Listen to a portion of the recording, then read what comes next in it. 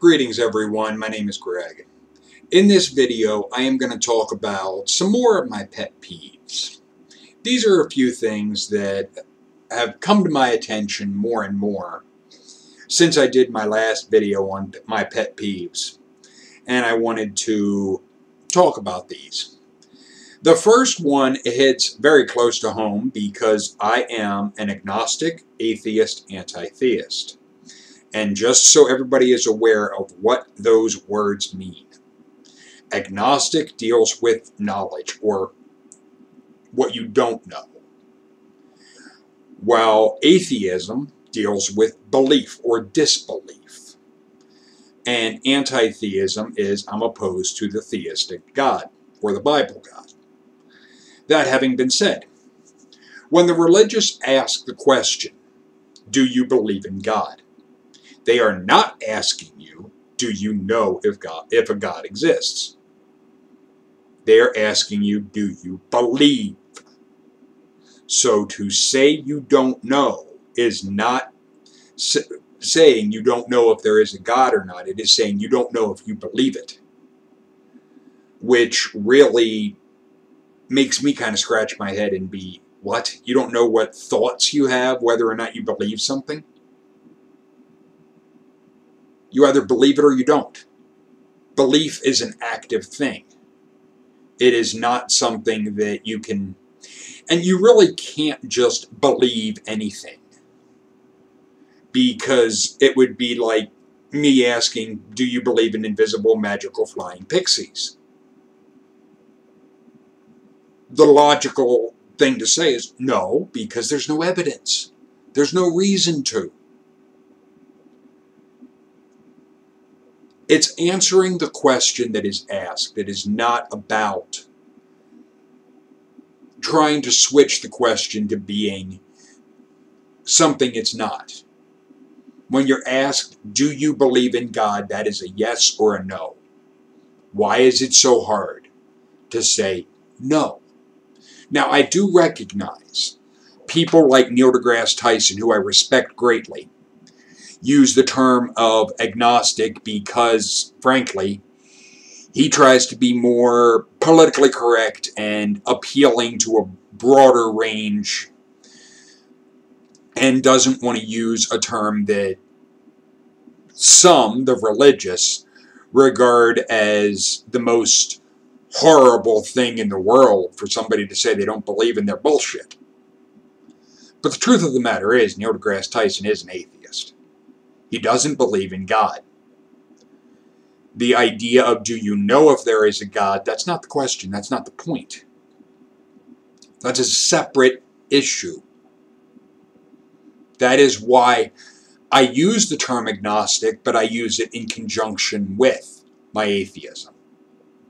It is not, in a sense, a standalone because it only deals with knowledge or what is not known. Whereas my atheism deals with my disbelief. But, moving on to my second pet peeve. This one is with someone that wants to try and, most likely it's spamming someone's channel in their comment section. But it is more specifically than just the random, meaningless spam, which can be deleted and ignored effortlessly. This is someone that is wanting to push their agenda. Where this had come up, and I'll even say the person's name because they're on my blocked list now because their name, to me, it hits all my red flags for a troll. Their name is Holden McGroin. If you're Holden McGroin, that hits all of my this is a troll flags. The lights are going off in my head. Troll, troll, troll. Because frankly, if you're jerking your meat, go jerk your meat on someone else's comment section. I'm not interested. The thing is, this person wasn't even subscribed to me. And he was wanting to act like I should be doing videos on Islam. Now, it saying to me about I should cover a topic or what's my thoughts on a particular topic, that doesn't bother me. But wanting to then try and defend as to why I don't, because I told him the reason I don't is mostly the squeaky wheel gets the grease. In the country I'm in, Islam is very low on my radar. It's not something that I concern myself with too much because it's not trying to have its bullshit shoved into our social laws. If it would, that would definitely get my dander up and cause me to take a more active stance against it.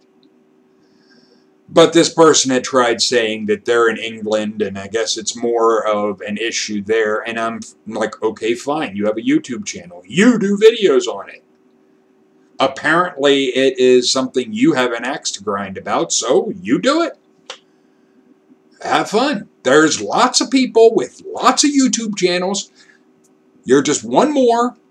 You have your ideas and your thoughts. Feel free, share them. That's what YouTube is about. You don't have to come to someone like me and act like I have to do what is in your agenda. Because there's no way that I would do a video that would be encompassing all of what you would be saying. Even if I would be encompassing the subject matter, you would say it differently. So it's one, to want me to do it, it would be a video on my take on it. You may not agree with that. Okay, fine, so what? But the thing is, if you have an axe to grind about a subject, you make videos. That's what it's about. It's not about trying to get other people to do your bitch work. Now, I will be covering Islam at in the future, because there are things with my interviews with Mark that the politics is going to come up. And the political between the Jews and the Muslims, that will be something that we talk about. And I will, at that time, get more into actually going through things in the Quran. I doubt very seriously that I would be interviewing someone that is Muslim, because frankly, it's bullshit. It's not even the original issue. Because when you get down to it, the Islamic religion, the Muslim religion, is a split off from Judaism. Because of the story because their so-called holy books do share similarities. Like the word Allah is simply the Arabic word for God. It's not the name of a deity. It is simply Arabic for God. So to try and act like, anyone that tries to act like Allah is a specific name. No, it's not. It is Arabic. And it means God, which is a general term that means a deity. So either you're ignorant regarding what this Arabic word actually is, or you're wanting to try and pretend that a word, because it's in a different language, that makes it a name. No, it doesn't. It's bullshit. But the third issue I have is with people wanting to claim something is supernatural, or that there's supernatural phenomena that they saw. Alright, if you want to try and claim something is supernatural, you have to prove it's supernatural. To say, well, I don't have an explanation for it, or nobody can explain this, that doesn't make it supernatural. That makes it unknown. If you don't know something, then it's unknown. It's not, we don't know, so it's X. No. That is an argument from ignorance. And to try and be, well, so many people have, that they believe this is supernatural, or that it is God, or whatever. That is an appeal to popularity fallacy. You're just going from one logical fallacy to another logical fallacy, and neither of them prove a damn thing in what you're saying. Not at all. The other issue that I have is with people that want to act as if because they're connected to me, and this person that had said that they were connected to me on whatnot, no they weren't, no they aren't, because I looked, because they're irritating me. They're not subscribed to me. I'm not, to use the term, an acquaintance with them, because I will tell you guys straight up, when somebody wants to connect with me on Google and so forth, I'm not opposed to that. But if it says about joining a circle, I'll put most people, 99% of people that ask that, acquaintances. Because those that are friends, that is, in a sense, that's a different category in even the circles that you have. And it is one that, with me, it is, there's more than just an interaction in social media with somebody for somebody to be a friend. There could be classifications of, and it's not listed in the subcategories of, like, social media friends or whatnot. And I don't make distinctions of that. It's simply, when I think of a friend, I think of somebody that is a bit more than an acquaintance. And most times, somebody that is just a random wanting to add me to a circle, acquaintance. Because that's the easy, okay, we can be, in a sense, in a circle type of thing, and interact. It's just, it's not a you're buddy-buddy with me type of thing. But even if somebody is close to me, and I had said to this person, my girlfriend believes some wacky shit that I call bullshit on. Like, there was one show that she enjoyed that I tried stomaching it for a little bit, and I couldn't sit through it without going, bullshit! So many times it drove her nuts. It was a show called Supernatural. It's a show that I look at it and think, bullshit! Because of the nature of the program. Now, it has gotten to where if she wants to watch something like that, I'll come up to my office. I'm not even going to be around the TV because I can't stomach it. The thing is, I'm not going to, in a sense, give my girlfriend a pass on silliness or what I term as stupid bullshit. She has a Ouija app that she has on her phone that she enjoys. She knows my attitude on it. She knows what I think of it. I don't care that she has it or that she wants to play with it, and so I don't care. But it's one, I don't believe it, and if she doesn't mention it to me all that much, because if she would, she knows what she would get. I'm not going to play games with, do I believe something or not, and I'm not going to blow smoke up your ass. It's one, to try and act like just because you're a friend or you're an acquaintance or you know me in any way, that means I'm not going to disagree with you. No. I had pointed out to this person, Sam Harris and Daniel Dennett are friends. And they're both two of the four horsemen of atheism. The thing is, they strongly disagree on the subject of free will. But they're still friends. You can have a disagreement with a friend. The thing is, what you can't do is be an ass. That if they're saying, there's no evidence to support your claim, if you're going to double down on your stupidity, you should expect your friend to point out to you where you're being dumb. Because if there are things that I don't have right, or some facts that I don't have, then present them.